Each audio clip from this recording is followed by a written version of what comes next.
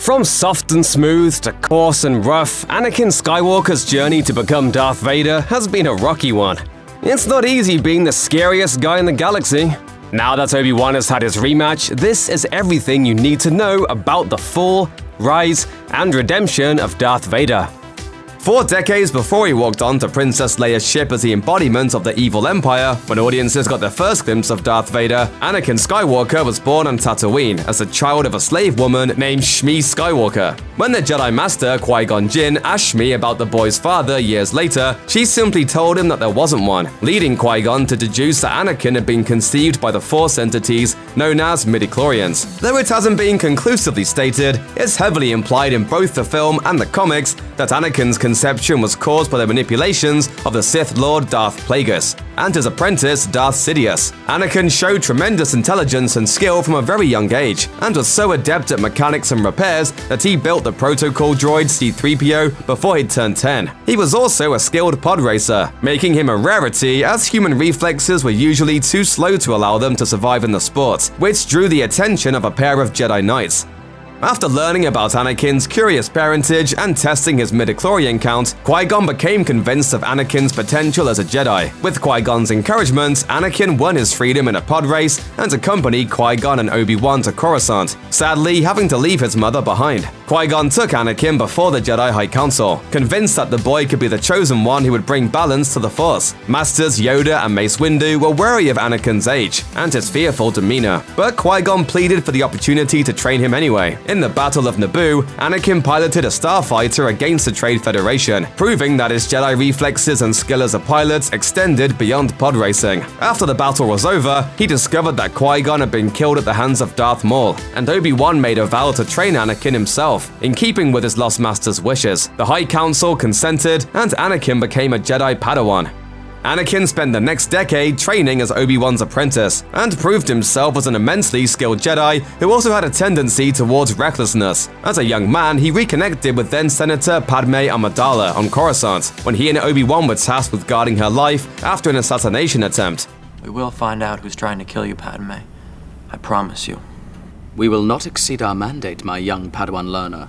While Obi-Wan sought to track down the people behind the attempt on Padme's life, Anakin stayed behind as her personal bodyguard and escorted her back to Naboo. The Senator and the Jedi soon fell in love, but Anakin's darker tendencies intruded as he became tormented by visions of his mother. With Padme at his side, Anakin traveled to Tatooine, where he learned that a now married and freed Shmi Skywalker had been abducted by Tusken Raiders. Anakin tracked down the Tusken tribe and his mother, who died in his arms after seeing him one last time. In a rage, Skywalker slaughtered the entire tribe and vowed to Padme that he would become powerful enough to prevent the people he loved from dying, beginning his descent into darkness.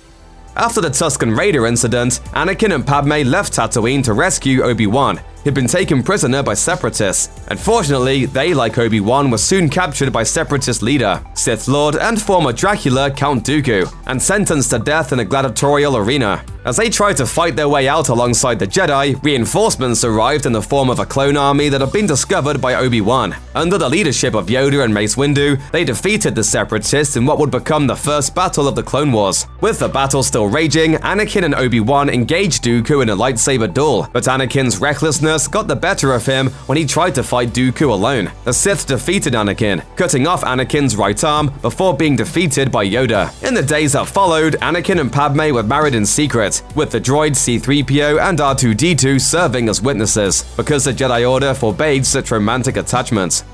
As the Clone Wars gained intensity, Anakin was promoted to Jedi Knight and became a key general for the Republic. His abilities and confidence grew, but so did his recklessness and, by extension, his fear of losing those he loved. In an effort to help, Yoda suggested Anakin could learn how to let go of people by taking on an apprentice of his own who would one day ascend beyond his training. He was paired with a young Padawan named Ahsoka Tano, and while the two initially had friction due to Ahsoka's feisty nature, they ultimately became friends. Master, if you've taught me one thing, it's that nothing is easy when you're around. Ahsoka rose in prominence alongside her master as the wars went on, until she was framed and arrested for a bombing at the Jedi Temple that was actually carried out by one of her friends. Ahsoka was expelled from the Jedi Order, but Anakin and Padme believed in her innocence and were ultimately able to gain evidence that led to her acquittal at trial. Though she was offered readmission to the ranks of the Jedi, Ahsoka was disillusioned after her trial, and she chose to leave the Jedi behind. Witnessing the treatment of his former apprentice only served to further frustrate Anakin, who was beginning to lose faith in the Jedi High Council.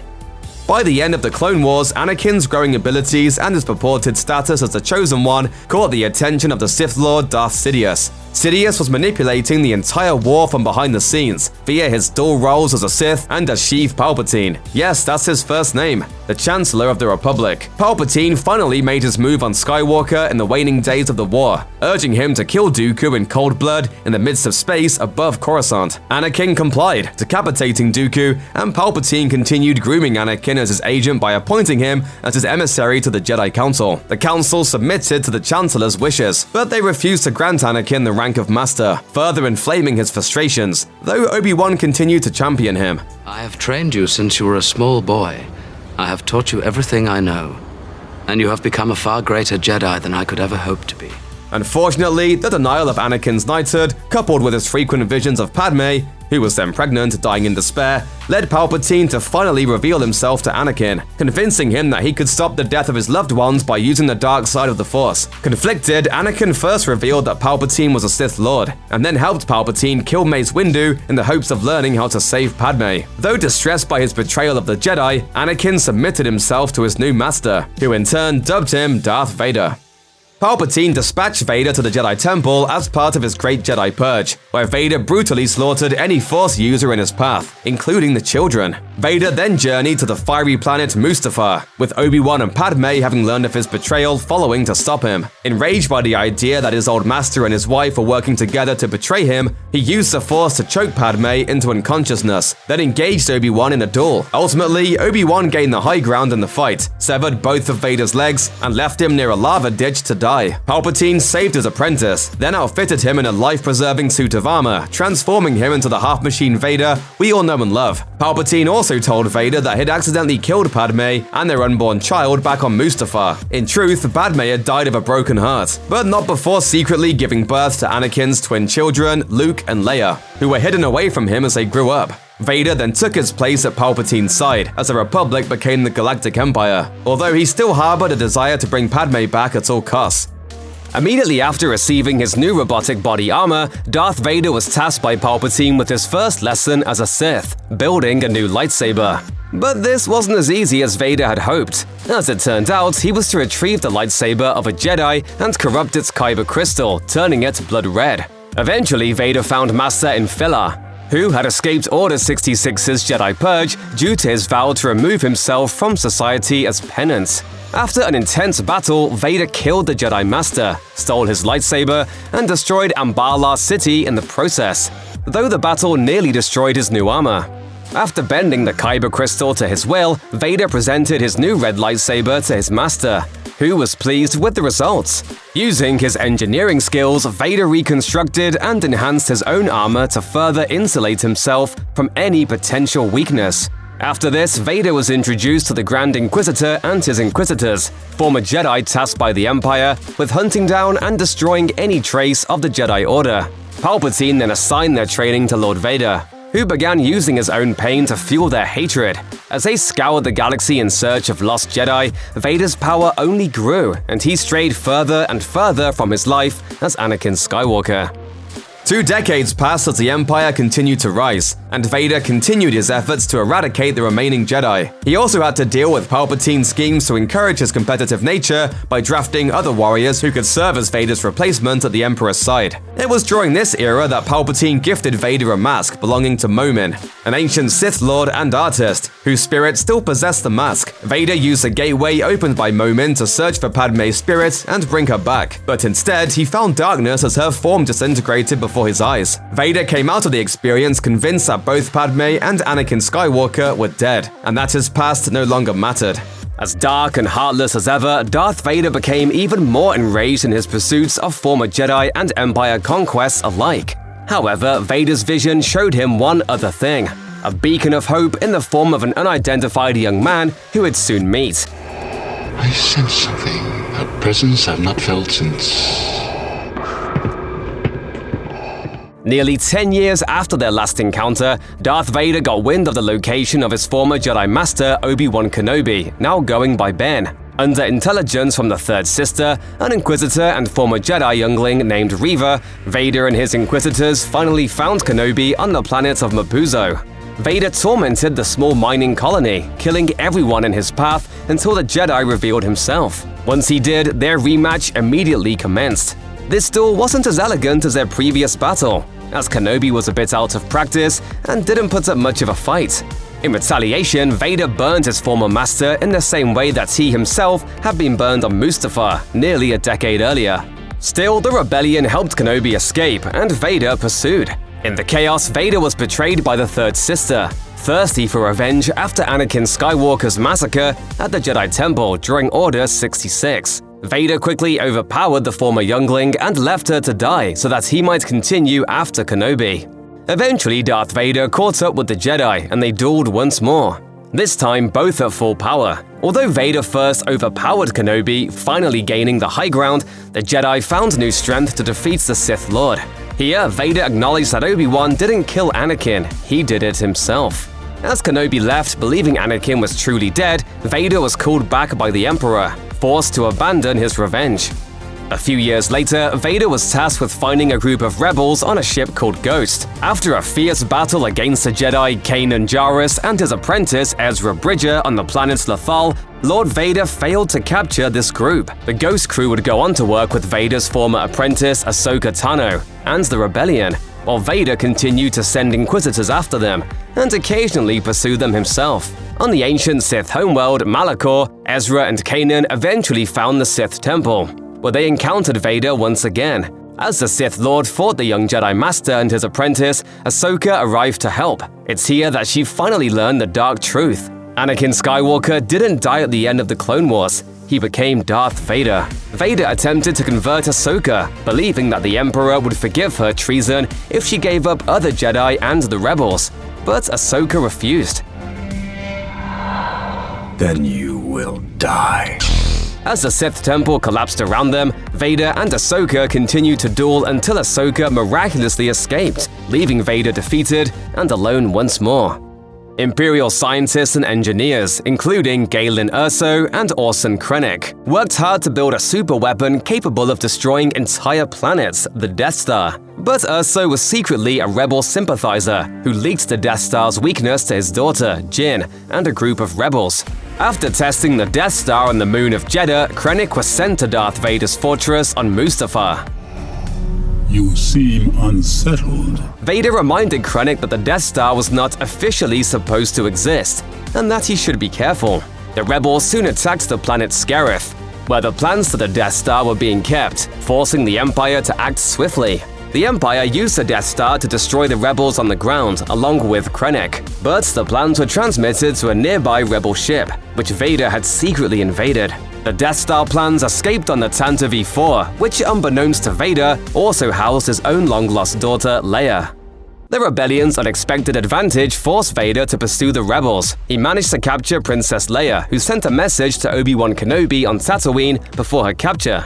Grand Moff Tarkin, the Death Star's commander, had Vader torture Leia, who he did not know was his daughter, and even used the space station to destroy her adoptive homeworld of Alderaan, as they tried to gain the location of the Rebel Alliance's secret base. Stubborn like her biological father, Leia refused to give up her friends. It wouldn't be long before allies came to rescue Leia, which meant Vader had an unexpected encounter with an old friend. When this small group, which included Vader's long-lost son Luke Skywalker, who he was also unaware of, and his former Jedi Master Obi-Wan Ben Kenobi, infiltrated the Death Star to rescue Leia, Vader and Kenobi fought for the final time. Vader killed his old teacher, but the rescue was successful, and the rebels were clear to use the Death Star plans. Unfortunately, in all the commotion, Tarkin discovered the rebel base on Yavin 4, after secretly tracking the Millennium Falcon there. In an epic space battle, Vader nearly killed Luke, but the young Skywalker was saved at the last moment by Han Solo, and Vader's starfighter was sent hurtling into space. Guided by the ghost of Ben Kenobi, Luke blew up the Death Star. I knew you'd come back, I just knew it. Well, I was gonna let you get all the credit and take all the reward. The destruction of the Death Star was a major victory for the rebellion and a huge blow to the Empire. This set Vader on a journey of self-discovery. After the attack, Luke Skywalker, Leia Organa, and Han Solo went on a mission to blow up an Imperial facility when they encountered Vader once more. Luke attempted to duel the Sith Lord, and in the process, Vader recognized Luke's lightsaber as his former weapon of choice, the same one he'd lost to Obi-Wan Kenobi on Mustafar 20 years earlier. After learning that the Emperor hoped to replace him, Vader put his own team together, including bounty hunters Boba Fett and Black Krrsantan, and the archaeologist Dr. Aphra, to learn more about the boy who blew up the Death Star. Fett learned that the boy who dueled Darth Vader was named Skywalker. At that moment, Vader realized that he'd been deceived. In keeping with the Sith rule of two, in which apprentices kill their masters to ascend to masterhood, Vader plans to convert his son to the dark side, kill the Emperor, and rule the galaxy. After learning the truth about his son, Darth Vader continued to search for Luke to join forces with him in order to usurp the Emperor. Dr. Aphra learned Luke's location on the world of Rogus Vaz, which was also home to a long-lost Jedi temple, and eventually shared the info with the Sith Lord, who swiftly went to retrieve his prize. Though he destroyed nearly 2 whole rebel squadrons, Vader was quickly defeated after Luke sacrificed himself by ramming his X-Wing directly into Vader's TIE fighter, sending both father and son hurtling to the planet below. There, Vader fended off rebel troops, including a brief reunion with Leia, while Aphra attempted to abduct Luke. Unfortunately for the Dark Lord, Luke's friends Han Solo, Chewbacca, R2-D2, and C-3PO all fought back, saving him and kidnapping Aphra for information on the Empire. Although he had failed to attain his son, Vader wouldn't quit. They would have to put his plan on pause while the Emperor sent him on various diplomatic missions to maintain order throughout the Empire after the Death Star's destruction. Eventually, Vader caught up with Aphra and seemingly killed her by releasing her into open space. Little did the Dark Lord know she survived with the help of her loyal allies. It wouldn't be much longer before Vader tracked Luke, and by extension the Rebels, down to their hidden base on the icy planet Hoth. The Empire invaded the planet while the Rebels evacuated, and Luke once again escaped Vader's clutches, but just barely. Shortly after this failure, Palpatine revealed his knowledge of Luke to Vader, and the two began working to bring the younger Skywalker over to the dark side. To achieve this, Vader launched a campaign to find Luke's friends on board the Millennium Falcon at all costs. With the help of bounty hunter Boba Fett, he eventually captured Han and Leia on Bespin, and used them as baits to lure Luke, who had been training to become a Jedi Knight with an exiled Yoda and the ghost of Ben Kenobi on the swamp planet Dagobah. The plan worked, and Luke arrived on Bespin to battle Vader and save his friends. Vader defeated the young Jedi in a lightsaber duel, severing Luke's right hand in the process, only to reveal to Luke that he was his true father. Vader pleaded with Luke, hoping that he would join him in overthrowing the Emperor, but Luke refused. Instead, the young Skywalker chose to fall to his death. Fortunately, he dropped through the bowels of a Bespin mining facility where he was rescued by Leia in the Millennium Falcon, leaving Darth Vader alone once more. After Luke's rejection and a visit to his childhood home of Tatooine, Darth Vader began an investigation into the death of his wife Padme and the birth of his son. During this investigation, he met a woman who looked almost exactly like the former Queen of Naboo, Padme's former handmaiden Sabe. They worked together for a while, searching Naboo for more evidence of who killed Padme. That is, until Vader himself eventually confessed to the crime. Sabe and her team fought Vader, but they were no match for his raw power. Upon entering Padme's tomb and scanning her corpse, Vader discovered a medical implant that led him to the Polis Massa asteroid field, which held the facility where Padme gave birth to Luke and Leia. Vader scanned the records and found a final recording of Padme speaking with his former master Obi-Wan, reminding him that there was still good in Anakin. Disappointed by his apprentice's mourning, the Emperor tortured and left Vader for dead on Mustafar, instructing him to rebuild himself. He did, and was eventually led to the Sith world of Exegol, where he was given a glimpse of the Emperor's true power as well as the Sith cloning programs it implemented, which would continue long after the Empire. After initially hoping to regain some agency, Darth Vader once again surrendered to his master, and Emperor Palpatine took his apprentice back with open arms.